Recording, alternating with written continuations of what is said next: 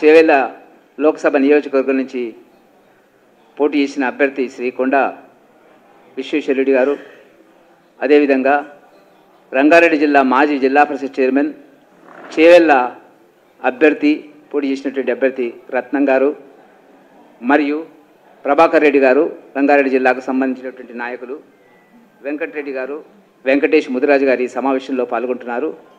మొదట ఈ సమావేశాన్ని ఉద్దేశించి శ్రీ రత్నం గారిని మాట్లాడవలసిందిగా కోరుతున్నాను.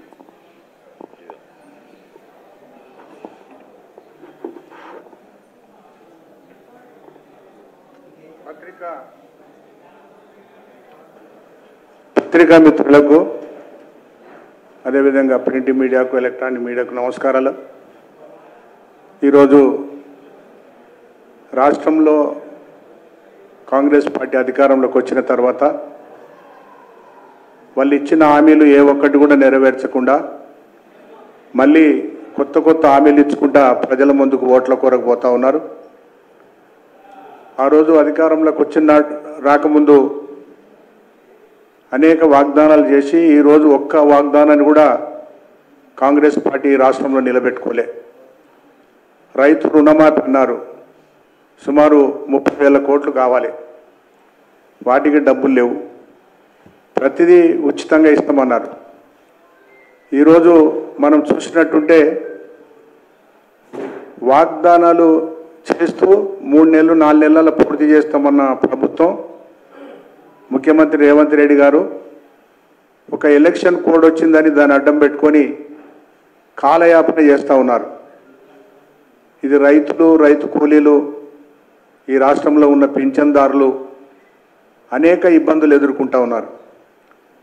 మొట్టమొదట కొత్త పింఛన్లు ఇస్తామన్నారు, కొత్త రేషన్ కార్డులు ఇస్తామన్నారు, మహిళలకు పింఛన్లు ఇస్తామన్నారు, మహిళలకు అదేవిధంగా మరి ఉచితంగా విద్యార్థులకు రకరకాలుగా వాళ్ళు ఇచ్చిన హామీలను ఏ ఒక్క హామీని కూడా ఈరోజు వరకు కూడా వాళ్ళు నెరవేర్చకుండా మళ్ళీ ఈరోజు మేము రైతు రుణమాఫీ చేస్తాం అని చెప్తా ఉన్నారు. మేము అడుగుతా ఉన్నాము, మీరు ఏదైతే వాగ్దానం చేస్తారో ఎన్నికల కన్నా ముందు వాటికి మీరు ఎక్కడికి వెళ్ళి మరి ఫైనాన్స్ సమకూరుస్తారు, గత అప్పులు చేసిన ఏ విధంగా మీరు తీరుస్తారు, వీటన్నిటి కూడా ప్రభుత్వం రాష్ట్ర ప్రజలకు జవాబుదారీగా ఉండాలి, జవాబు చెప్పవలసిన అవసరం ఉంది. ఈరోజు మేము అడుగుతా ఉన్నాం, అగ్రికల్చర్ను పూర్తిగా గాలికి వదిలేసినారు. నిజంగా చెప్పాలంటే ఈ రాష్ట్రంలో వ్యవసాయం మీద ఆధారపడి బతుకుతున్న వాళ్ళు అనేక మంది, మరి వారిని పూర్తిగా గాలికి వదిలేసినారు. ఇలా పవర్ సప్లై సరిగ్గా లేదు, తాగే నీరు లేదు, సాగునీరు లేదు. వీటన్నిటి గాలికి వదిలేసి రాజకీయం మాట్లాడుతూ ఉన్నారు, రాజకీయం చేస్తూ ఉన్నారు. టీఆర్ఎస్ను కాంగ్రెస్ దిట్టుడు, కాంగ్రెస్ టీఆర్ఎస్ దిట్టుడు, వాళ్ళు తప్పు చేసినట్టు వీళ్ళు తప్పు చేసినట్టు వాళ్ళు. మేము అడుగుతూ ఉన్నాం, వాళ్ళ అధికారంలో ఉన్ననాడు చేసిన తప్పును మీరు కూడా అదే చేస్తూ ఉన్నారు. మీరు అధికారంలోకి వచ్చిన తర్వాత మీలో మార్పు లేదు, అందుకనే ప్రజలు మిమ్మల్ని చీకొడతా ఉన్నారు. రేపు రాబోయే కౌంటింగ్లో, ఎన్నికలు అయిపోయినాయి, రేపు కౌంటింగ్లో భారతీయ జనతా పార్టీ ఈ రాష్ట్రంలో బ్రహ్మాండమైన మీకన్నా ఎక్కువ సీట్లు గెలిచే అవకాశం మాకుంది. ఇలా కేంద్ర ప్రభుత్వం అనేక సంక్షేమ కార్యక్రమాలు చేపడుతూ ప్రజలకు చేరువైన సంగతి మీకు తెలుసు. మీరు కారు కూతలు కూసుకుంటా, కేంద్రాన్ని తిట్టుకుంటా, కేంద్రాన్ని సాయం అడుగుతుంటే ఏ విధంగా మీకు సాయం చేస్తుందనేది ఒకసారి ఆలోచించాలి. అన్నాడు కేసీఆర్ ఏ విధంగా మాట్లాడినాడో ఇలా రేవంత్ రెడ్డి కూడా అంతకన్నా మించి మాట్లాడుతూ ఉన్నాడు. మేము ఒకటే అడుగుతూ ఉన్నాము, ఇవన్నీ మానేయండి. మీరు అధికారంలోకి వచ్చిన తర్వాత మీరు ప్రజలకు ఇచ్చిన హామీలను నెరవేర్చినట్టుంటే ఈ రాష్ట్రంలో ప్రజలు హ్యాపీగా ఉంటారు, వాళ్ళ కార్యక్రమాలు వాళ్ళు చేసుకుంటారు.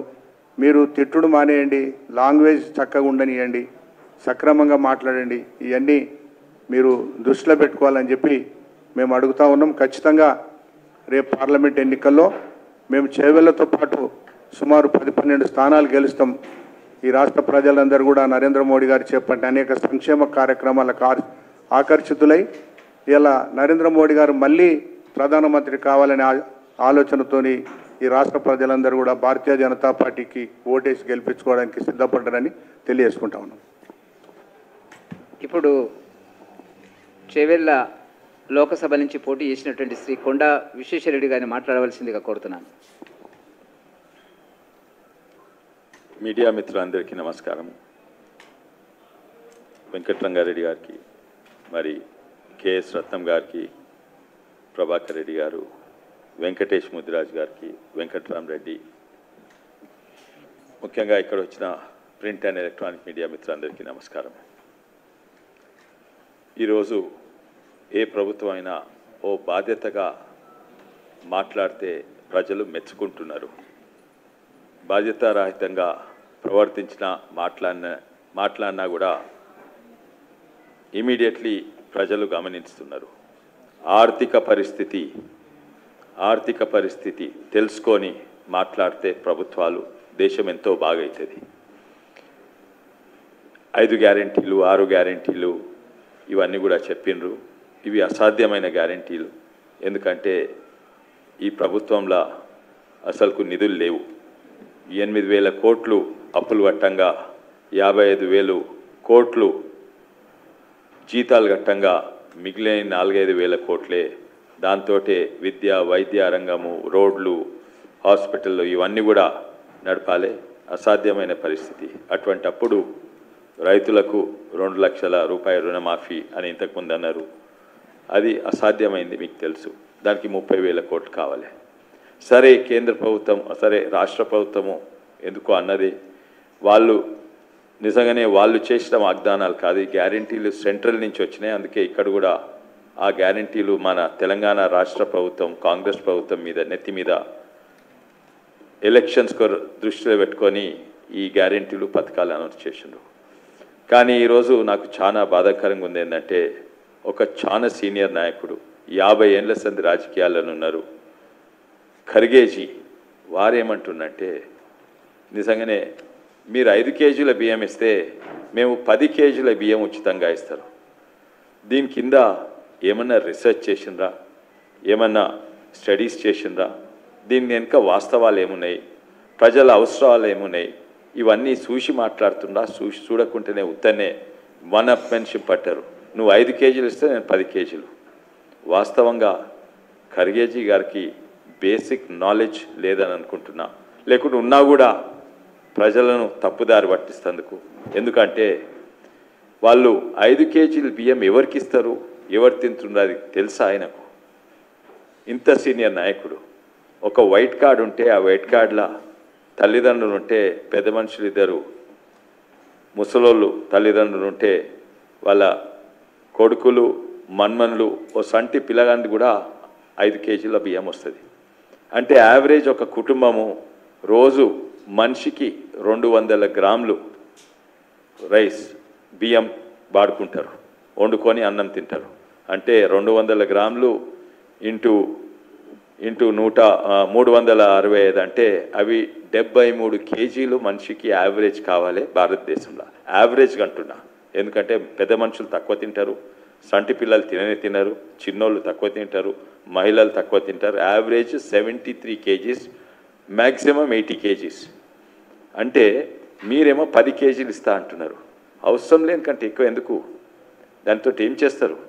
కొంచెం వెనక ముందు చూసి మాట్లాడాలి కదా. ఎందుకంటే 10 కేజీలు నెలకిస్తా అంటే 120 కేజీలు, అంటే వాళ్ళు తినేదే 80 కేజీలు అనుకో మ్యాక్సిమము. అంటే 40 కేజీలు ఏం చేస్తారు? ఎడ్లకేస్తారా, బర్రెలకేస్తారా, కోడి దానకేస్తారా, లేకుంటే దాంతో ఆల్కహాల్ తయారు చేస్తారా? వెనక ముందు చూసి మాట్లాడితే ఇంత సీనియర్ కాంగ్రెస్ నాయకులు తెలివి ఉందో లేదో, జ్ఞానం ఉందో లేదో, సోషల్ స్టడీస్, సమాజం ఏం నడుస్తుందో, ప్రజలు ఏం తింటుండ్రో ఏం తింటలేరో అది తెల్లకుండా మాట్లాడు నిజంగానే బాధాకరంగా ఉంది. ఇంత సీనియర్ నాయకులు అట్లా మాట్లాడొద్దు. ఈసారి వచ్చే ఎన్నికలు దృష్టి పెట్టుకొని ఏ పథకాలు అనౌన్స్ చేయలేదు. ఒకటే దృష్టి పెట్టుకొని భారతీయ జనతా పార్టీ అనౌన్స్ చేసింది. మేనిఫెస్టోవే కానీ ఏం మాటలు మాట్లాడినా ప్రధానమంత్రి గారైనా, నేషనల్ లేకుంటే జాతీయ లేకుంటే రాష్ట్ర నాయకులు ఓన్లీ 2047లో మనము ప్రపంచంలో నంబర్ 1 ఉండాలనే అదే దృష్టిలో పెట్టుకొనే మాట్లాడుతున్నారు. ఏదో రేపు వచ్చే ఓట్ల కొరకు మాట్లాడతలేరు. కానీ కాంగ్రెస్ పార్టీ ఏదన్నా కూడా ఈ అబద్ధం చెప్పే ఇన్ని ఓట్లు వస్తాయి, ఇది చెప్తే ఇన్ని ఓట్ బ్యాంక్ వస్తాయి అని మాట్లాడుతున్నారు. అది చాలా దేశానికి మంచిది కాదు, రాష్ట్రానికి మంచిది కాదు, అన్నిట్లో ఎక్కువ పేద ప్రజలకు మంచిది కాదు. మళ్ళీసారి అందరికి ధన్యవాదాలు. ఇంగ్లీష్లో చెప్తే ఇంగ్లీష్ మీడియా ఎవరైనా ఉంటే ఇక్కడ పీటీఐ ఎవరైనా బయట తీసుకు out stage. Okay, thank you. Thank you.